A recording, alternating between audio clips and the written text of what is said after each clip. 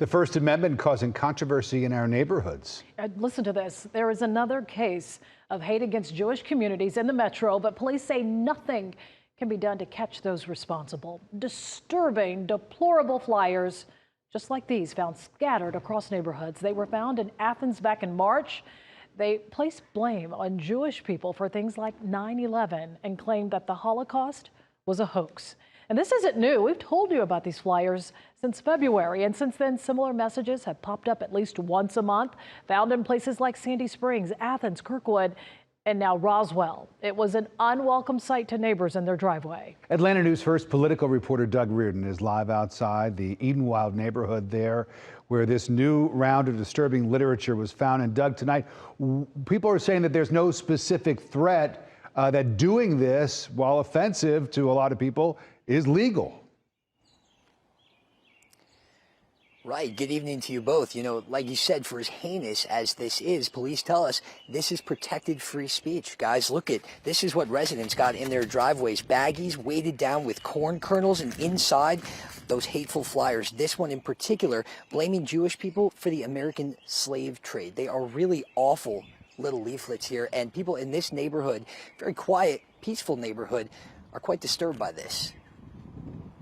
I'm really sad about it because this is my home. Sunday morning, Andrea Ferrard walked to the end of her driveway to get the paper. Next to it, neatly bagged up, was this anti-Semitic flyer.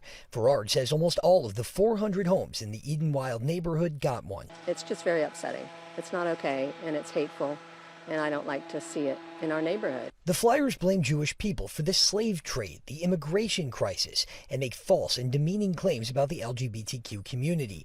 Police say while they disagree with the messages of hate, it's protected speech. There's no crime here. It's been happening all over, both in Sandy Springs and Dunwoody alone in February. I've been a rabbi in the North Fulton area for 25 years. And 24 out of the 25 years, I never heard any of this. Rabbi Hershey Minkowitz is with Chabad House of North Fulton. He wants people to stand up to acts like these because while it's the Jewish community today, it could be another community tomorrow. Whether it's your child, whether it's your coworker, whether it's your parent, whether it's a spouse, whether it's anyone in your orbit, you have an ability to influence them to stay away from hateful and negative speech. That's the part that we have to do. It's not something that the other guy has to take care of. Every single one of us has to play a role. This past legislative session, Georgia lawmakers failed to pass a bill that would define anti-Semitism and would have allowed prosecutors to use hateful acts towards Jewish people as evidence in trying potential hate crimes. At her home, Ferrard is hopeful people will reject what she's calling the bags of hate. We should be more about love and trying to find some common ground rather than trying to sow up division.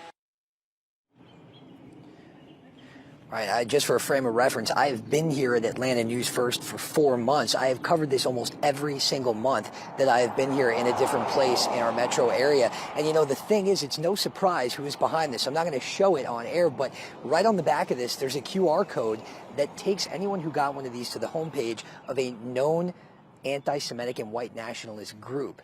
And so again, there's not much police can do unless there is some sort of violence involved here, is what we're told, guys.